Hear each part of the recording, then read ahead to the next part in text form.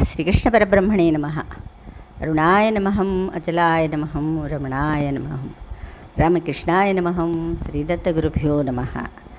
రోజుకొక శ్లోకం శివానంద లహరిలోది మనం చెప్పుకుంటున్నాం. ఈరోజు 46వ శ్లోకం.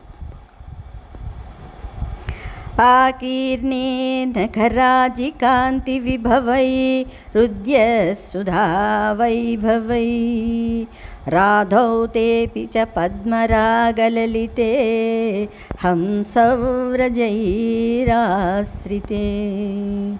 నిత్యం భక్తివధూగణైశ్చరహసి స్వేచ్ఛావిహారం కురు చిత్వా మానసరాజహంస గిరిజానాథాంగ్రిసౌధాంతరే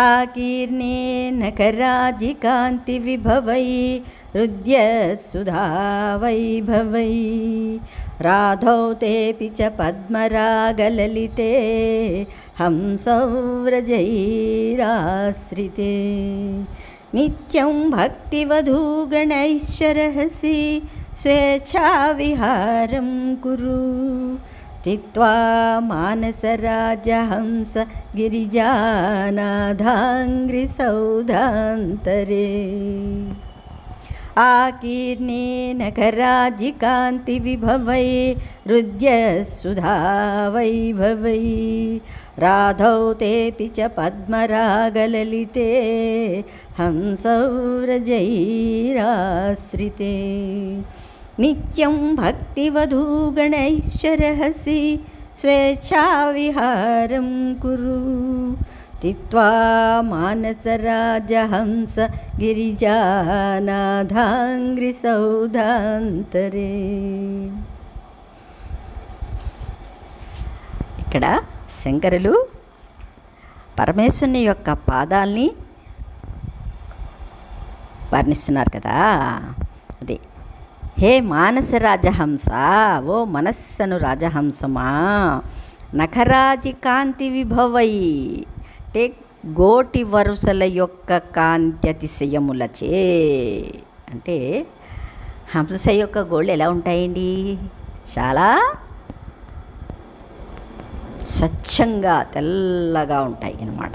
అవునా? ఇక్కడ ఏంటి సత్వగుణం వాళ్ళు ఎలాగ ఉంటారు అనేది ఇక్కడ వర్ణిస్తున్నారు. ఆకీర్ణే నిండియున్నదియు ఉద్యత్సుధా వైభవై అంటే దినదినము వృద్ధి పొందుచున్న చంద్రునీయమామృత కిరణములు అంటే చంద్రుని అమృత కిరణములు అనమాట వ్యాపించుటచే. అంటే సున్నపు పూతలచే అమృత కిరణాలు ఎలా ఉంటాయండి? పండు వెన్నెల ఎలా ఉంటుంది? సున్నం పూతలాగా తెల్లగా మెరిసిపోతూ ఉంటాయి. సున్నం పూత అప్పుడే గోడలకి వేసిన సున్నం లైట్ వేస్తే ఎలా ఉంటుందండి? ఉద్యద్గుత. అవునా? అంటే ప్రకాశిస్తున్న చంద్రుడి కాంతిలాగా ఉన్నాయన్నమాట ఆయన యొక్క పాదగోళ్ళు. సున్నపు పూతలచే ఆధౌతే అంటే శుభ్రపడినదియు, అపిచ అంటే మరియును పద్మరాగలలితే పద్మముల యొక్క ఎరుపు వంటి ఎరుపుతో నొప్పున్నదియు, పద్మరాగమణులు చెక్కినదియు అన్నారు. హంసవ్రజై హంస మంత్రధ్యాన పరుల సమూహముల చేత. అంటే హంస ధ్యానం అంటే ఇక్కడ సోహం జపం.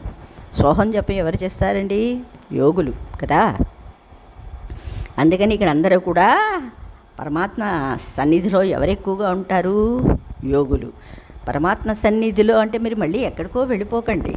ఏ గుడికో కోవిలికో వెళ్ళి కూర్చుంటే మళ్ళీ మన దృష్టి మన మనస్సు మళ్ళీ అక్కడ చెదిరిపోతుంది. అందుకని తనలో తానే అనమాట ఇక్కడ హంస జపం అంటే.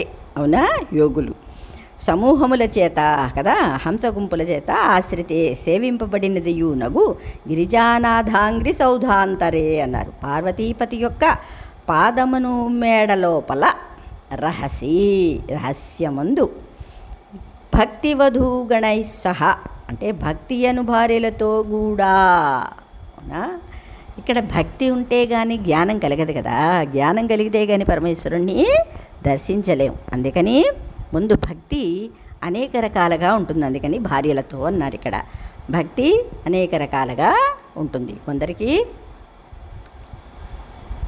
కర్మభక్తి, క్రియాభక్తి, జ్ఞానభక్తి ఇలా ఉన్నాయి కదా, అలాగనమాట.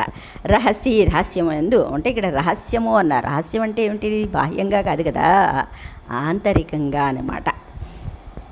నిత్యం ఎప్పుడునూ స్వేచ్ఛా విహారం, ఇష్టమైన సంచారమును కురువు చేయుము అన్నారు. నీ మనస్సులో నువ్వు ఏది చేసుకున్నా పర్వాలేదు, మనస్సు అనేది నువ్వు చెప్పినట్లు వింటుంది. అవునా? ఏది కావాలంటే దాన్ని తెప్పించేస్తుంది అక్కడ. నువ్వు పరమాత్మకి బంగారు చెప్పాను, మానసిక పూజ కదా. బంగారు సింహాసనం వేయాలనుకోండి, కటిక దరిద్రుడు కూడా వేయగలడు. అక్కడ రూపాయి ఖర్చు లేదు మనస్సుకి. అందుకని భక్తి అనేది మట్టుకు ఉండాలి. కానీ మన పరమేశ్వరుని వదిలేసి మనస్సులోని ఎన్నో కోరికలు ఊహించుకుంటూ ఉంటాం అనమాట. ఇలా ఉంటే బాగుంటుంది, అలా ఉంటే బాగుంటుంది, ఇది కావాలి, అది కావాలి. ఎప్పుడు ఈ మనస్సు దీన్నే కోరుకుంటూ ఉంటుంది. కానీ పరమాత్మని 10 నిమిషాలు ఎందుకు, 5 నిమిషాలు నిశ్చలంగా కూర్చొని పరమాత్మనికి సేవ చేయండి. అదే రహస్యస్థిత అన్నారన్నమాట. అంటే మనస్సు అనేది రాజహంసమా, గోళ్ల వరుసకు సంబంధించిన కాంతి వైహముతో కూడుకునిదియు, ఉద్భవించుచున్న అమృతము వ్యాపించుటచే కడుగబడినదియు, పద్మముల వంటి వన్నెతో ఇంపైనదియు, పరమహంసల గుంపులచే సేవింపబడినదియు అగు పార్వతీపతి యొక్క పాదమనడి మేడయందు ఏకాంతమున భక్తి రూపములైన భార్యలతో కూడా నిరంతరము స్వేచ్ఛగా విహరింపుము అన్నారు. అంటే ఈసారి శివుని పాదార విందాలను ఒక దివ్య సౌధంగా వర్ణించి, కింద శ్లోకంలోనే పక్షి గూడుగా వర్ణించారు కదా పాదాలు, ఇక్కడ అది ఒక పెద్ద సౌధంగా వర్ణిస్తున్నారు. మనస్సు అనే రాజహంసను ఆ సౌధాన్ని ఆశ్రయించుకుని నిరంతరం స్వేచ్ఛగా విహరించమని సలహా ఇస్తున్నారు. అంటే ఆ సౌధంలోకి జ్ఞానులు తప్పించి ఇంకెవ్వరు కూడా అడుగు పెట్టలేరు. అందుకని అది చాలా ఖాళీగా ఉంటుందన్నమాట. నీ ఇష్టం వచ్చేట్టుగా అక్కడ నువ్వు పరమాత్మని సేవించుకోవచ్చు అన్నమాట. మనం గుళ్ళోకి వెళ్ళామంటే శివుడు అక్కడ పరమాత్మ కనిపించాడు. తక్కిన వాళ్ళు వాళ్ళ చీరలు, వాళ్ళు తెచ్చే బుట్టలు, వాళ్ళు తెచ్చే అంగులు, వాళ్ళ యొక్క మాటలు, ఇవే మనకి కనబడుతూ ఉంటాయి, వినపడుతూ ఉంటాయి. ఎక్కడైనా ప్రశాంతత అనేది ఎక్కడైనా ఉంటుందా? గుళ్ళోకి వెళ్ళి 5 నిమిషాలు మీరు మూల కూర్చోండి, మీ మనస్సంతా వచ్చేపోయే వాళ్ళ మీదే ఉంటుంది. లేదు, వాళ్ళైనా సరే మన చూస్తూనే ఉంటారు, ఏమిటి ఈవిడ గుళ్ళోకి వచ్చి కూడా ఇలా కూర్చుంది అని. అందుకని పరమాత్మని సౌధంలో, అంటే నీ హృదయం అనే సౌధంలోని హాయిగా విహరించు అని ఇక్కడ చెప్తున్నారు. శివుని పాదాల గోళ్ల నుండి వచ్చే కాంతి నలుమూలలా ప్రసరించటం వలన పాదయుగళ భవనం ఎప్పుడూ కావలసినంత వెలుతురుతోనూ విరాజిల్లుతూ ఉంటుంది. అంటే అక్కడ జ్ఞానం ప్రకాశిస్తూ ఉంటుందన్నమాట. ఎందుకంటే నువ్వు ప్రశాంతంగా నీలో నువ్వుకు వెళితే అక్కడ జ్ఞానం అనేది తనంతట తానే వ్యక్తమవుతుంది. ముందు నీ మనస్సు ప్రశాంతంగా అక్కడ ఉండాలి. శివుని తలపై ఉన్న చంద్రుడు అమృతాన్ని స్రవిస్తూ నిత్యం ఆయన పాదాలను కడుగుతూ పరిశుభ్రతను చేకూరుస్తూ ఉంటాడు.